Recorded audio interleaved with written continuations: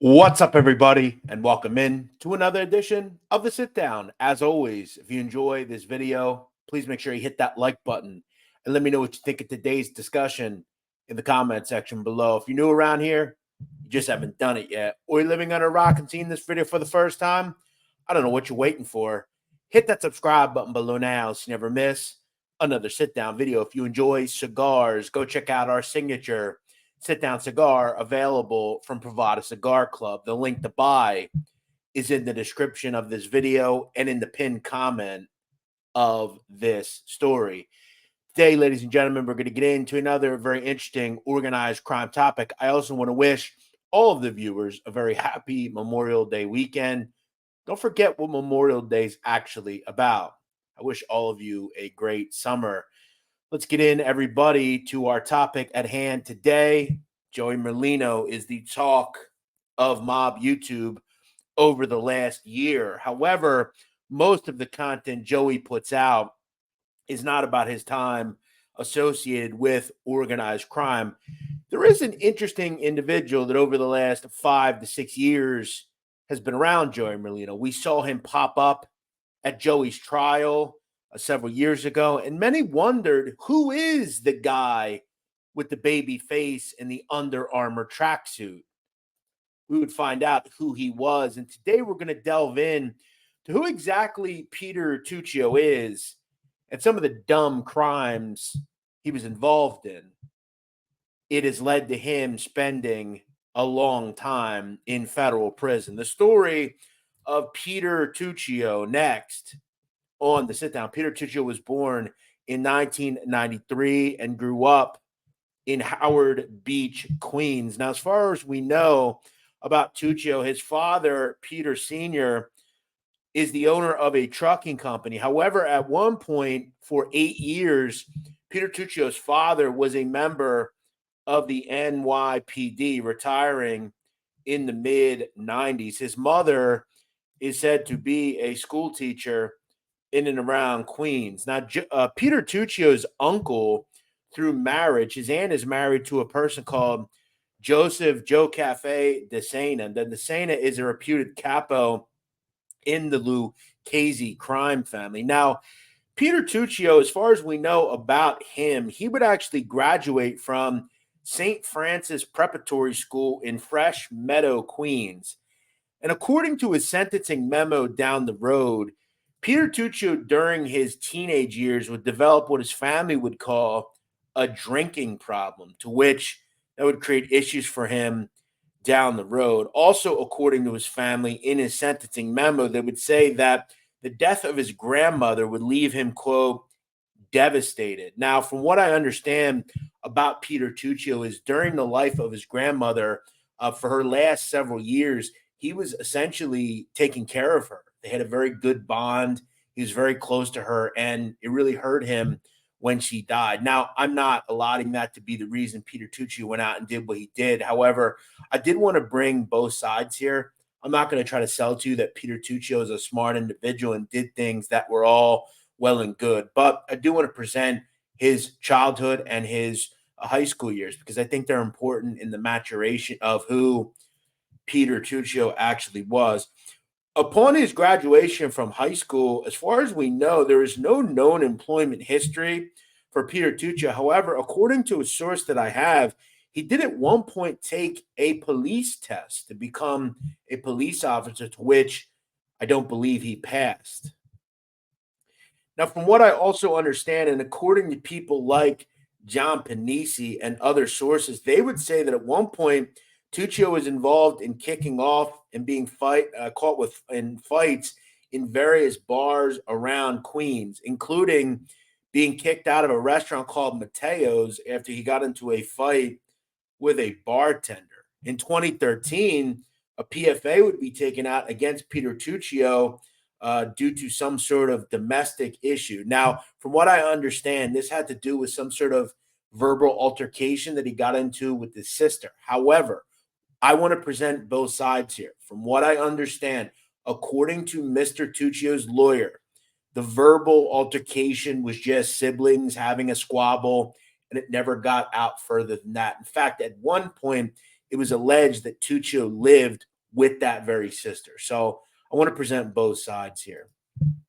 Now, in and around 2014, 2015, this is where Peter Tuccio begins to delve into organized crime and hanging around with organized crime members. At one point, he was on a fairly decent level with people like Bernardo Capo, Ronnie Gigi Alonso, and guys like Michael Patavonia. However, at one point, we would learn through guys like John Panisi that he got into some sort of altercation and began running his mouth about Ronnie G, to which it was said a beating was issued to Mr. Tuccio.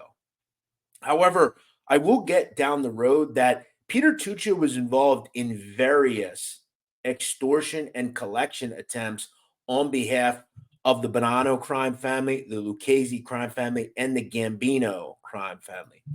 Now, one thing we know about Tuccio is the obvious fire that he does at one point. But I want to talk about some of the other things we forget about Tuccio. According to his sentencing submission from 2014 to 2015, Mr. Tuccio was involved in collecting payments of a person identified as John Doe 2 after he got a loan from a member of the Bonanno crime family for between $6,000 to $7,000.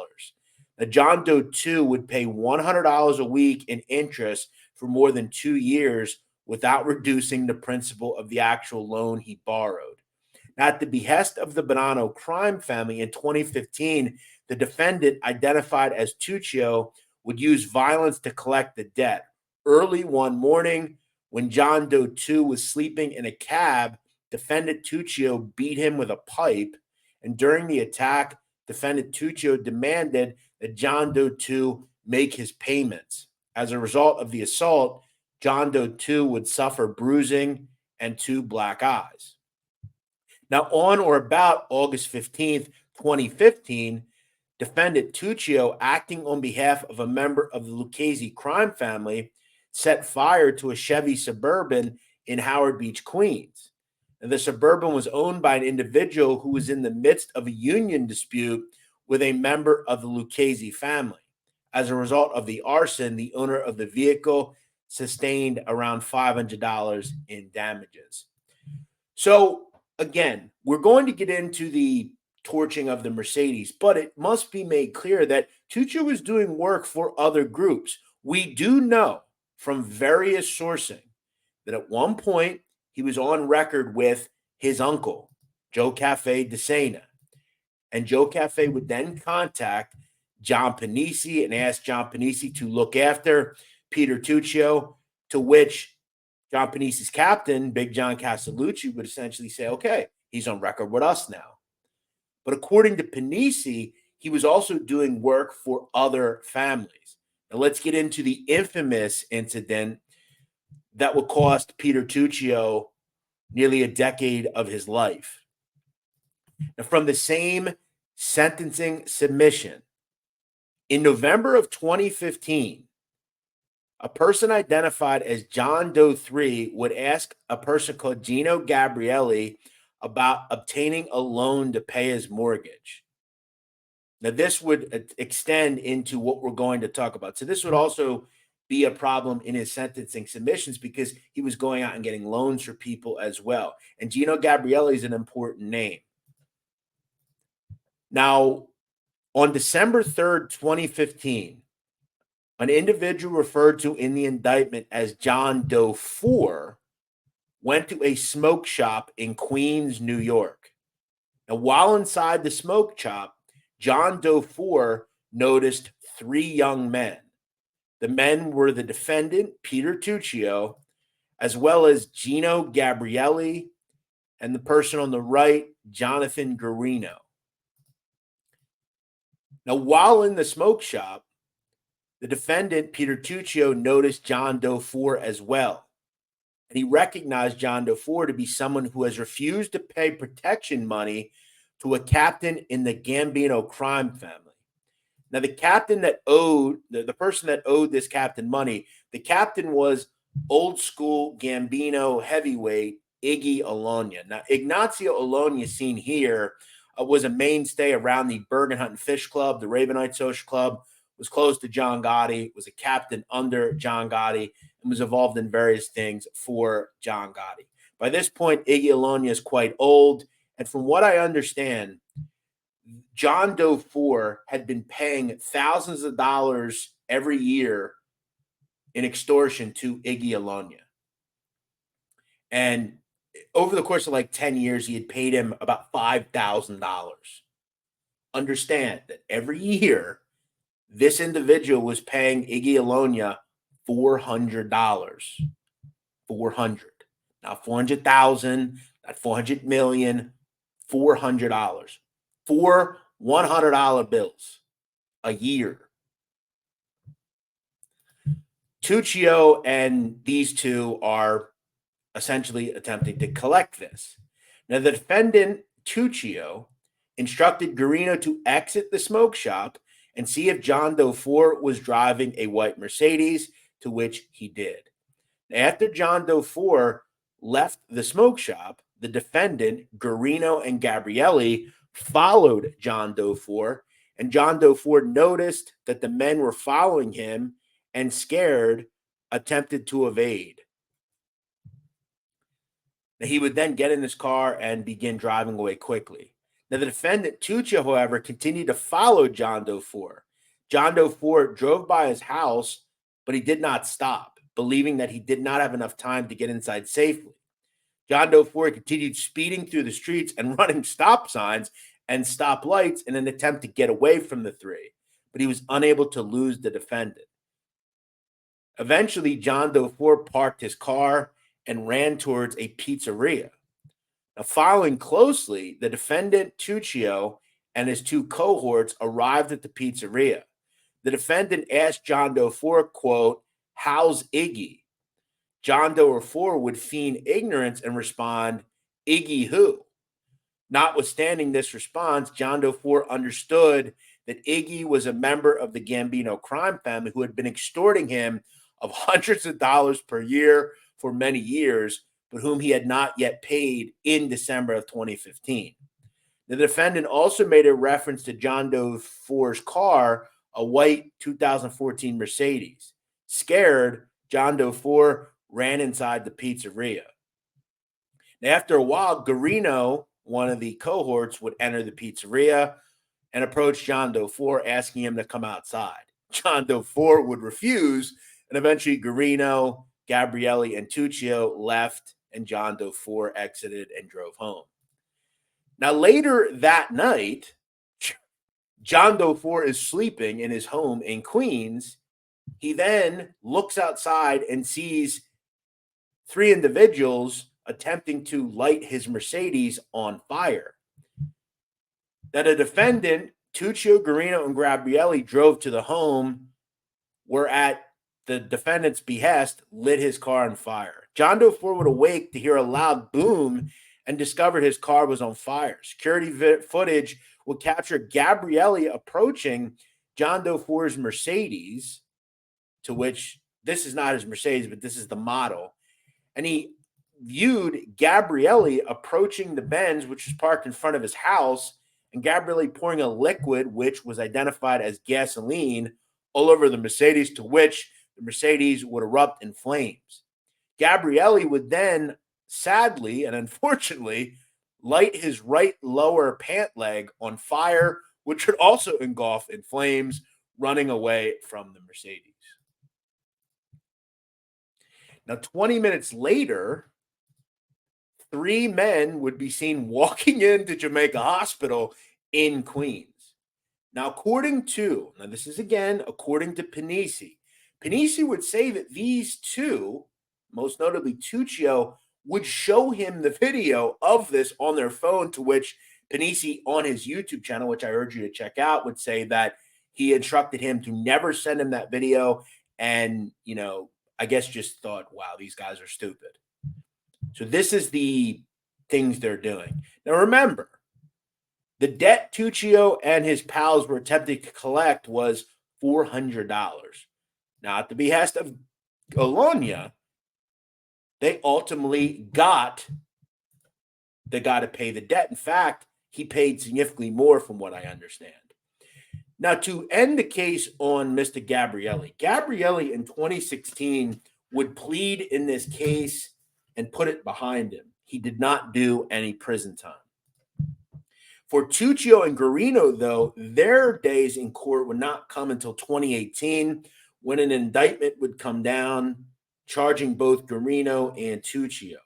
Now, in pretrial documents, Tuccio's past came back to haunt him, including by this point in 2018, some very famous photos were circulating the internet, including this one where he can be seen walking into court with alleged Philly mobster and mob boss Joey Merlino. Remember, at that time, Joey was fighting the case involving the East Coast LCN indictment with the Genovese family, where they alleged he was involved with all sorts of scams and schemes, to which, remember, he beat, but ultimately went to prison for betting on sports, which we know was a complete nonsense charge.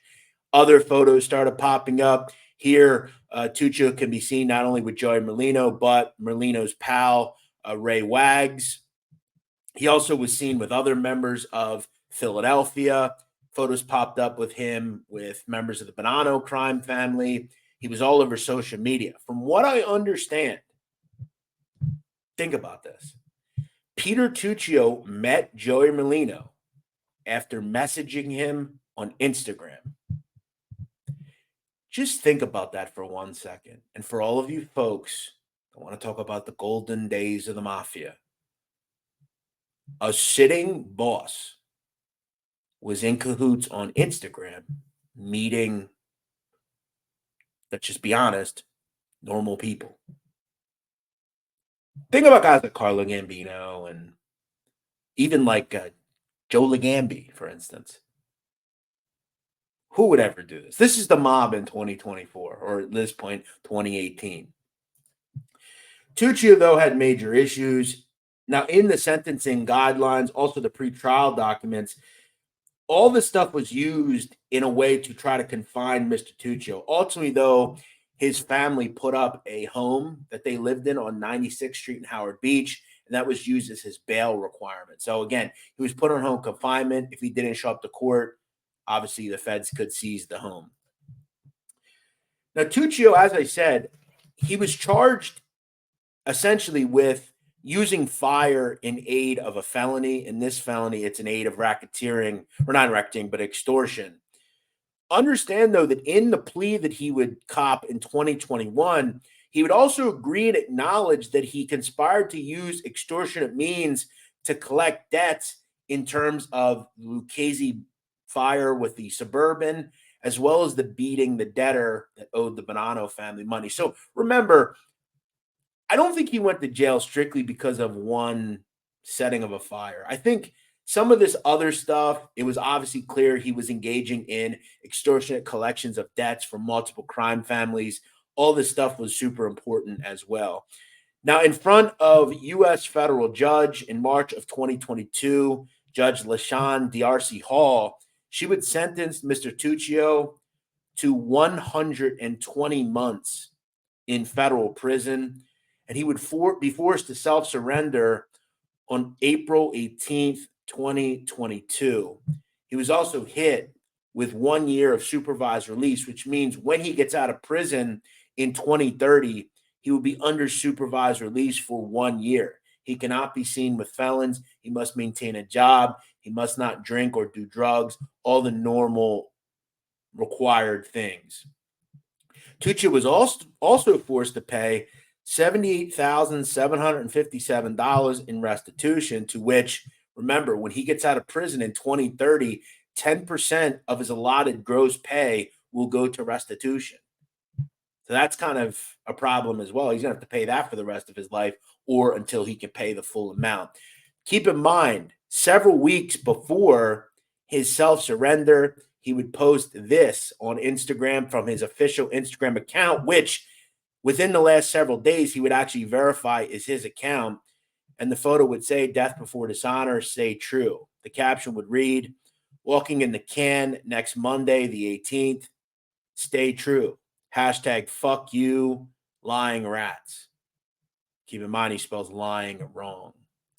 Currently, Peter Tuccio sits at the Federal Correctional Institution at Loretto in Western Pennsylvania. He is 31 years old and is scheduled for release on October 24th, 2030. Now, we have seen photos pop up of Tuccio in prison here. He can be seen sporting some nice sunglasses. He's got the G-Shock watch on, brand new Nikes. Looks like a fairly strong, large individual. I have heard through the grapevine that either previous or during his incarceration, Peter Tuccio was transferred to the crime family in Philadelphia and is now under their flag.